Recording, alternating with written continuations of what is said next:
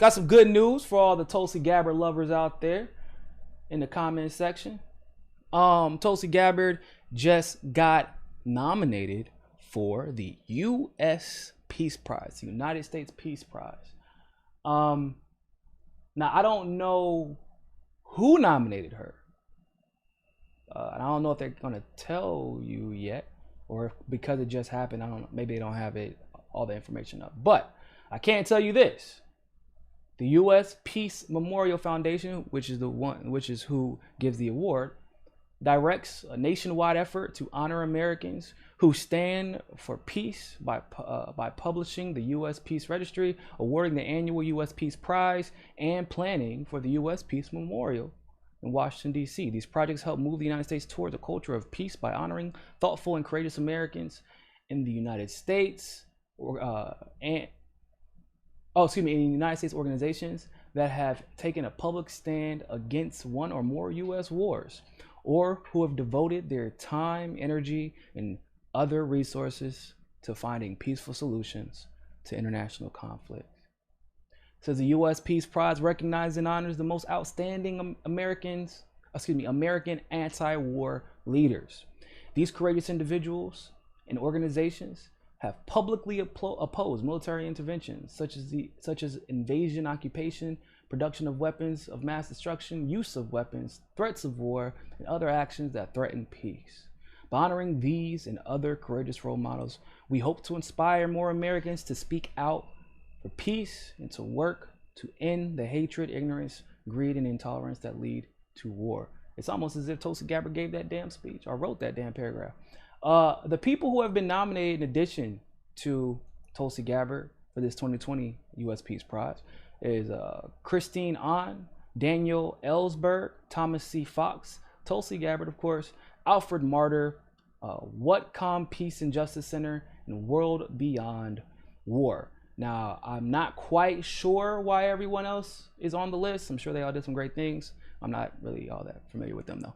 However, I can surmise that Tulsi made the list based off of the links that they put up on the website under her name because of her advocacy to end the war in Syria. More specifically, her trip to Syria to talk to both sides in order to end that war. If you all are not familiar with that trip and how it ended, she actually convinced Assad to hold internationally watched, observed, whatever you want to call it, elections after Al-Qaeda and ISIS were defeated in the region. Of course, we know who supplies the terrorism in that region. None of us are naive here. However, that was a major feat. Now, it was a major feat because Assad is not stupid. Assad understands that the people who are generally in charge of international or monitoring international elections are not going to be on his side per se.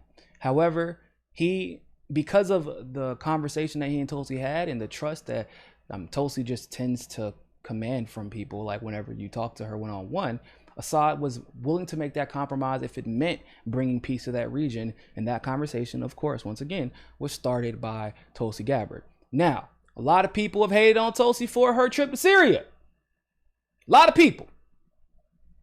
All I got to say about that is, what happened? I thought that Tulsi was just a nationalist. Isn't that what they said? She's not actually anti-war. She's just a nationalist. She didn't try to end the war in Syria not once but twice. That's not what happened, right? She was actually there to spark off on Assad as a Trojan horse. That's what like when Nancy Pelosi went, basically. Which is basically seemingly when Nancy Pelosi only went in 2011, 2012 time frame to assess just how much of a problem Assad would be if we tried to overtake the region. Because almost immediately after that's when we started ravishing their country. So a lot of people have attacked Tulsi as not really being anti-war, and I'm really glad that the website talks about the No More Presidential Wars Act, the Stop Financing Terrorism Act, basically all the steps that Tulsi is taking to not only end war but end the foundations that have been set by the United States and the West in general that have led to quote unquote civil wars like what we have seen in Syria. In other words, the civil war is not really a civil war. It's being fought, ISIS is being fought by Syria, Russia, and supposedly, but in reality, as Tulsi has talked about time and time again, we are actually funding the ISIS movement in that region and really all over.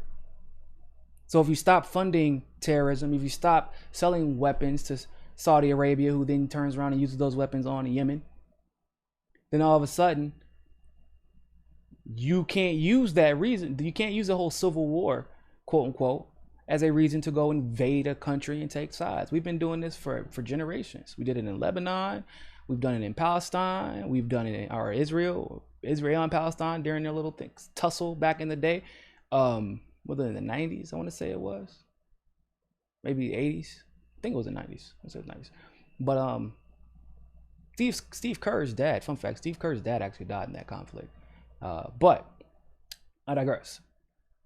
But not only is she calling for an end to the wars, not only she introduced legislation to end the war twice, not only has she put her own life on the line to go try and broker peace in that region as a U.S. Congresswoman, but once again, she just tried to introduce legislation to hold presidents accountable for trying to fund terrorism in that region and for trying to start wars or engage in any type of military action without congressional approval in that region.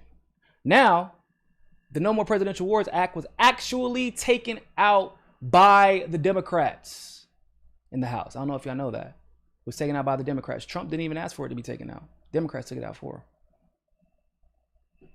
So, now, of course, your progressive champions probably spoke up about that, right? Because it was surprising that the No More Presidential Wars Act even got into that NDAA. Couldn't even believe it. And apparently it wasn't supposed to make it in there because the Democrats immediately went to take out. And then, of course, they try to pretend like they wanted to offer some legislation to actually hold the president accountable. Like they take out the No More Presidential Wars Act, say nothing about it, and then only offer legislation specifically to regarding Iran so they could capitalize off of it with some PR. Marcus Will, CIA sent Tulsi to a side to discuss a plan to stop Bernie. What? I'm going to assume that's sarcasm. Because unless the plan to stop Bernie was, hey y'all, let's just be more anti-war and watch his campaign crumble as he tries to figure out how to be anti-war like he claims he has been for the last 40 years. If that's what you mean, then yeah, probably, I guess. But it's like I said, it's interesting too that this award, because I'm not really like, you know how I feel about like the Nobel Peace Prize, for example. Would it be cool if Tulsi got it? Yeah, but Barack Obama also got the Nobel Peace Prize, right? I think Henry Kissinger got the Nobel Peace Prize, or at least the Nobel Prize. I'm pretty sure the Nobel Peace Prize though. Like,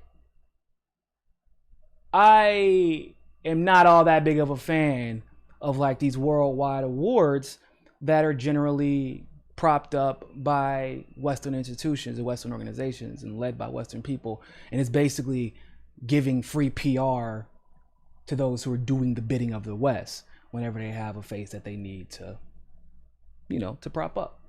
This award, however, is an award won most recently by none other than our good friend and former vice presidential candidate for the Green Party, Ajamu Baraka. Said the board of directors of the U.S. Peace Memorial Foundation has voted unanimously to award the 2019 U.S. Peace Prize to the Honorable Ajamu Baraka, whose bold anti-war actions, writings, speeches, and leadership provide an inspiring voice against militarism. Michael Knox chaired the foundation, presented the award on September 23rd, 2019, during the forum, A Path to International Peace, Realizing the Vision of the United Nations Charter, which was held at the Community Church of New York. And there was a video presentation, in case you want to go watch that. Actually, I'll give y'all the link right here. We'll put the link in the chats.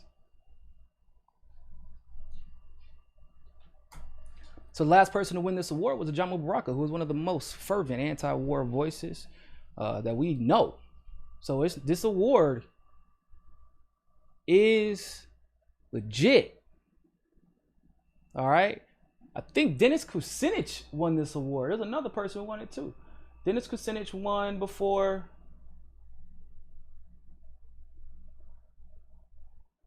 Let's see if I can get the list back up.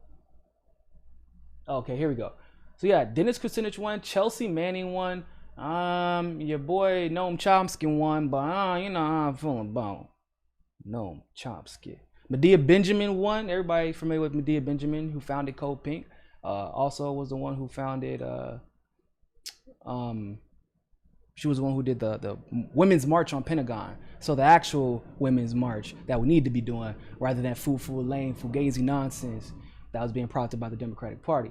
Then on top of that, so she was cleaning house out here. Medea Benjamin won 2012. Then Chelsea Manning won 2013, and then 2014, Code Pink, which is Medea's organization, won again.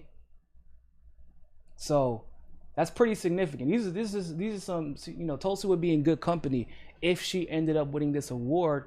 And I'm sure there's some politics that go into play here behind the scenes.